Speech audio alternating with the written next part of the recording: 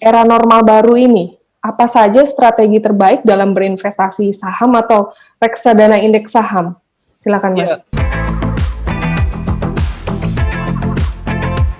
oke, di sini kalau saya cermati ketika para pelaku investor ingin membangun reksadana sendiri ya, dengan memilih saham-saham di mana mereka nilai bisa layak dalam melakukan proses akumulasi beli. Tentunya juga saya pikir yang pertama mereka harusnya mencermati saham-saham mana saja memiliki kinerja market cap yang begitu kuat begitu ya, yang benar-benar blue chip, di mana hal tersebut juga mempengaruhi pergerakan indeks begitu ya. Dan juga di sisi lain juga kinerja fundamental emiten pun juga mesti perlu dicermati ya. Berikut juga prospek dari emiten itu sendiri dalam jangka panjang. Kalau menurut saya misalkan dari prospek di sektor consumer, sektor finance, kalau consumer memang ini juga mendorong kinerja pertumbuhan ekonomi Indonesia ya, lebih dari ya sekitar 6% lebih begitu ya, itu mendorong kinerja pertumbuhan ekonomi Indonesia. Dan sektor consumer itu pun luas. Mereka juga menggunakan jasa dari sektor finance, misalkan sektor perbankan. Ada lending maupun juga fasilitas funding yang bisa mereka manfaatkan. Kemudian juga di sisi lain dari sektor tersebut misalkan juga mereka juga bisa memanfaatkan sektor telekomunikasi, juga memiliki prospek yang bagus gitu. Jadi ini saya pikir ini juga bisa dimanfaatkan. Sektor telekomunikasi yang termasuk pada bagian dari infrastruktur ini juga menarik ya, terutama Telkom ini juga termasuk salah satu saham blue chip begitu ya, big caps juga.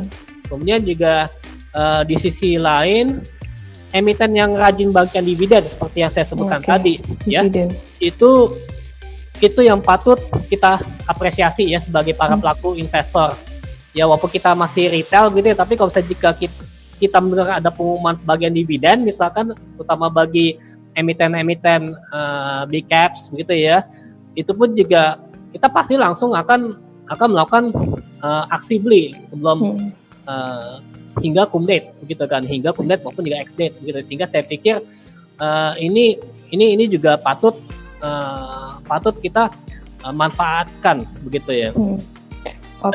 Mas Rafan, kalau misalnya reksadana indeks kan dengan indeks saham kan berbeda ya. Di reksadana indeks ini kita beli dalam satu kali unit kreasi udah termasuk di dalamnya saham-sahamnya banyak gitu. Nah itu kalau misalnya kita punya uang, misalnya kita punya uang sekitar 100 lah gitu ya. Nah terus strateginya seperti apakah? Misalnya di momen ini kita langsung masuk satu kali aja uang kita 100 kita masukkan semua, atau kita lebih baik belinya sedikit-sedikit gitu. Makasih. Sekarang alhamdulillah kita sudah dipermudah dengan adanya perkembangan teknologi yang begitu besar, sehingga kita bisa menggunakan produk-produk reksadana yang ditawarkan melalui jasa-jasa online atau melalui Google Play Store, yang penting sesuai dengan yang ini sudah ada izin dari OJK begitu ya. Jadi otomatis dengan adanya 100.000 pun juga kita bisa memiliki reksadana saham gitu. Jadi tentunya juga ini bisa dimanfaatkan begitu ya oleh para pelaku investor jika mereka tidak punya waktu untuk melihat kinerja fundamental emiten ataupun juga bagaimana analisis fundamentalnya ataupun juga prospeknya. Mungkin juga mereka harus perlu mempercayakan pada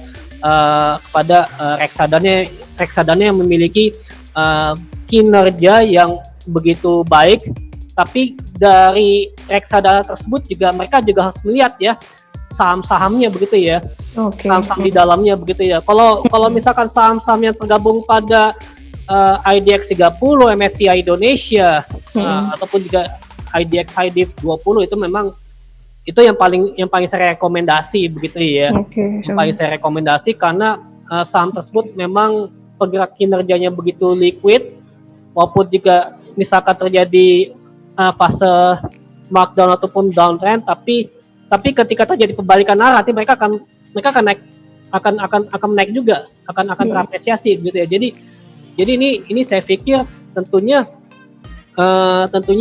eh, ini bisa dimanfaatkan ya bagi para pelaku investor yang masih baru dalam dunia pasar modal.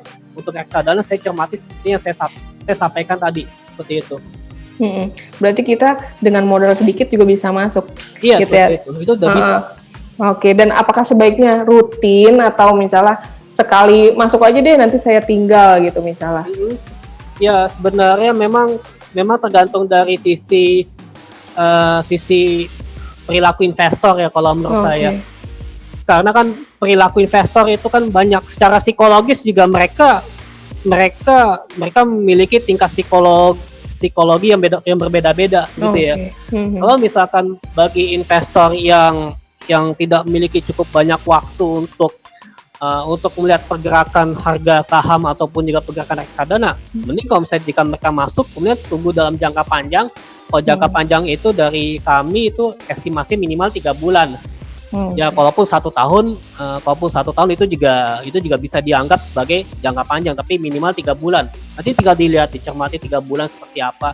Misalkan kalau pergerakan IHSG saat ini tentunya sebelum ketika mengalami masa downtrend, ketika sudah menyentuh ke level 3.900 mereka masuk, mereka sudah mendapatkan gain ketika pergerakan indeks IHSG di level 4.900-an.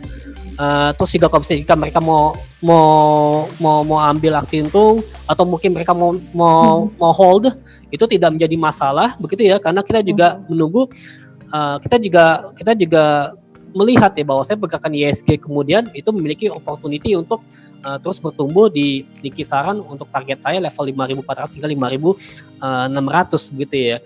Kalau misalkan para pelaku pasar itu lebih cenderung ini ya, berorientasi pada trading jangka pendek, mereka tentunya memanfaatkan sentimen jangka pendek pula yang bisa menggerakkan pergerakan IHSG.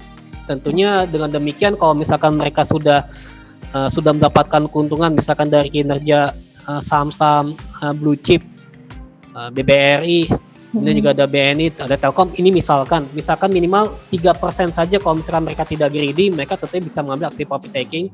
Tunggu kalau ketika pergerakan indeks mulai berfluktuasi lagi, kalaupun misalkan ada sentimen negatif, tapi kan sentimen negatif kan sifatnya temporer.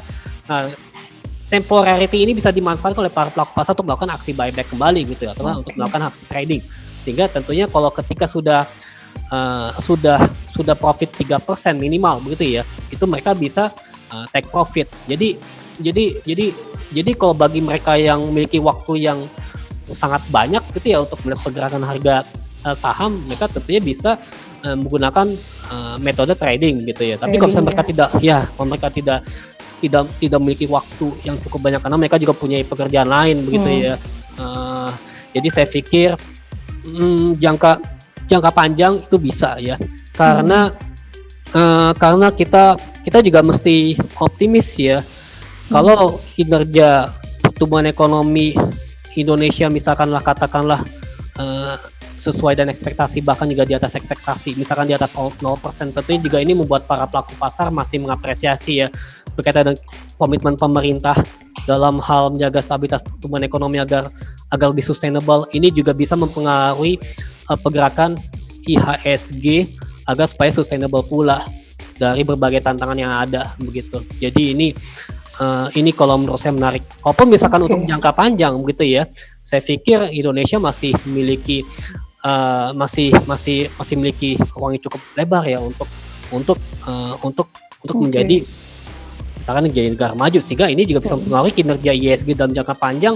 Kalaupun misalkan untuk menuju ke level 10.000 pun juga misalkan saya tidak akan kaget. Gitu. Berarti itu tergantung perilaku atau sifat dari investornya sendiri ya. Dia lebih suka trading pendek atau untuk jangka panjang.